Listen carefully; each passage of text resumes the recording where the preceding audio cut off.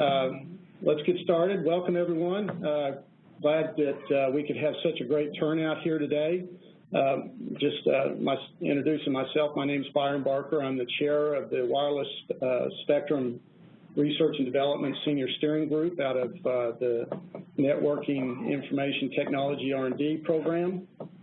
That's another hat that I wear with the Wizard Group, what we term as the Wizard Group.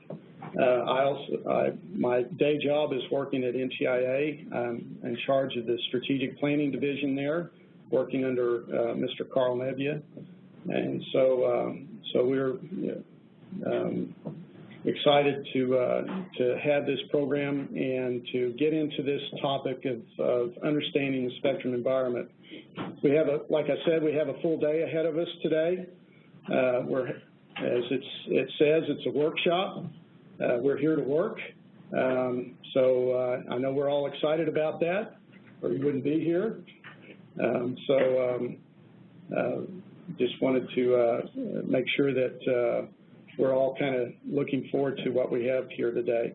For the lineup today, we'll start off by warming you up, kind of like in baseball terms. We'll get you loosened up, get you ready at bat, being that it's opening day today, starting for Major League Baseball. We'll do this by starting off with the keynote speakers, panel session there that will be moderated by Dr. Rangam Subramanian.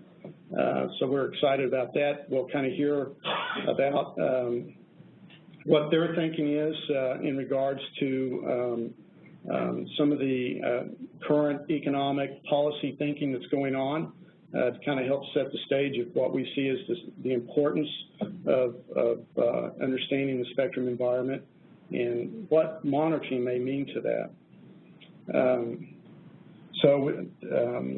Following that, we'll have the next panel that will talk about some of the current projects, activities that are going on out there, particularly in industry and in the federal government that's involving monitoring. So we'll kind of get some insight of what currently is going on today. And then we'll also follow up with some actual demos that will be happening along some of the rooms. I think it's 515, 565, 595. 595. Yeah. So the idea is to frame our thinking on what would be meaningful and achievable goals for spectrum monitoring and what we might want to identify and prioritize as actionable recommendations, especially those for research and standards that need to be pursued. So we'll kind of get going with that, getting our thoughts ready for the breakout sessions that will follow. We'll have a lunch break, obviously. As a part of that lunch break, we'll have where you can mingle around the demos, the demonstrations, exhibits that we have in the three rooms. So you can kind of get a chance to get a better feel and more one-on-one with some of the great things happening out there relating to spectrum measurement and monitoring. We will then assemble back, but what I would like for you to do is to, on your badge, I think we have designated. No, we don't. We have lists outside and lists on the door. Okay, and that reminds me, for folks that have come in, we do have a sign up out in the front. If you can, please initial that you've come in. I know some of you have just come directly in. Probably didn't see with the crowd out there that we had the table with the sign-in list. So if you can, if you haven't done so, please initial off that you're here. And while I'm at that, for logistics' sake, the restrooms, you just go directly out the door where the elevator corridor is, and right to the right, there's signs right there. It's posted, tells you where the restrooms are in that area there. So we'll assemble back at our respective session locations, and I'll give you room numbers later on as we move along. We have divided these into three focus areas: informing policy, decision-making, and spectrum management, making interference resolution and enforcement more effective, and usage, being able to make the data usable, interchangeable, and available, especially for coordination. So those are going to be the three breakout sessions. So I would like to start off by refreshing how we got here today. As most of you know, back in June of 2010, the President released a memorandum on unleashing the wireless broadband revolution. One of the key objectives that was identified in that was to direct the federal agencies to work together with the non-federal community, including the academia, industry, and the public safety sectors, to create and implement a plan that facilitates research, development, experimentation, and testing by researchers to explore innovative spectrum sharing technologies. This essentially became what is called the Wireless Research and Development Senior Steering Group, or what we call as the WSRD Group. To date, we have held a series of workshops up to now, and this one being the fifth, that address the challenges defined in the Presidential Memorandum. During the WSRD's workshop at Boulder back in July 2011, we looked at the current portfolio of R&D projects that we had on the federal side, at the same time using the workshop to gain insight what's going out in the private sector side, and looked at what was underway and planned so we could see where there could be possible gaps of what's not being researched and developed at the time. The participants indicated two recurring themes of recommendations. One, that a national level testing environment is critical for validating spectrum sharing technology under realistic conditions, and the need for a spectrum inventory, one that allows us to better understand the spectrum environment. At the second workshop held in Berkeley back in January 2012, key concepts and criteria were discussed and established for a national level testing demonstration environment. One that could provide a comprehensive spectrum sharing test and evaluation capability. During the discussion, it was noted again the need for empirical information of current incumbent spectrum use. If not, it would present a barrier for us to move forward with some type of testing capability that we envision. The third workshop, held in Boulder in July 2012, identified realistic projects whose implementation would significantly support the plan to meet the Presidential Memo's goals. In that discussion, we discussed what would be mechanisms for spectrum sharing. Again, in that discussion, it was noted how important having spectrum use information would be, one that could be shared among some or all users to help mitigate potentially incompatible spectrum use.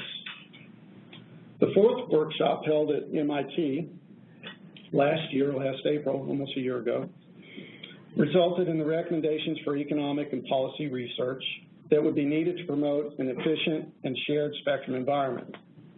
Again, a key component of the economic policy research agenda included the need for data, models, and empirical methods to better identify spectrum needs, usage, and interference implications. So one can see the need to better understand the spectrum environment has been a common thread throughout our past workshop discussions. This workshop will focus on new opportunities for understanding the spectrum environment through improvements in monitoring and data analysis, how spectrum monitoring might improve spectrum utilization. I think we can conclude that pretty much what has been done in the past on spectrum measurements or monitoring has been generally short-term, ad hoc efforts that provide only brief snapshots of information in particular bands on an incumbent's usage. We need to find ways that we can make it more meaningful, effective, and sustainable. More importantly, what can make it more affordable to implement. So I guess that's the key here is what can we do to help us better understand the spectrum environment. Okay, so I see third base coach waving me on. I'm supposed to leave the base here, so. But before I do, I want to give special thanks on a great job on our planning committee, particularly our chair for the planning committee, Mr. Dennis Roberson. Did a fabulous job in keeping us on point, getting this orchestrated, getting it organized in the format that we have today, including the committee itself that included Mike Cotton, Rangam Subramanian, Mensong, Bill Horn, and Dale Hatfield, and our infamous Joe Heaps. Is Joe here today? I guess I'm infamous here. totally surprised Joe was here today. No. Good to see you, Joe. So I especially want to thank Wendy and Mark for the great job you guys do in supporting this. You know, we wouldn't be here today if it wasn't for NCO and your support, particularly, Wendy, so appreciate it. So thank you. I also want to say special thanks to NSF, particularly Larry Goldberg, in making the funding available through their grant program and supporting the logistics, our folks that had to travel, helping them with their travel costs there. So I really appreciate that. So let's get started. Let's play ball here. I'd like to introduce Dr. Rangam Subramanian. Rangam just recently arrived at NTIA, working in the Office of Spectrum Management, particularly with me in the Strategic Planning Division. He's my Chief Spectrum Technology Policy Strategist, support us on our long-term planning efforts there. Prior to NTIA, Rangam was at Idaho National Laboratory, spearheading the establishment of INL's National Wireless User Facility, to include leading their program to research and develop a nationally recognized Spectrum Agile radio capability.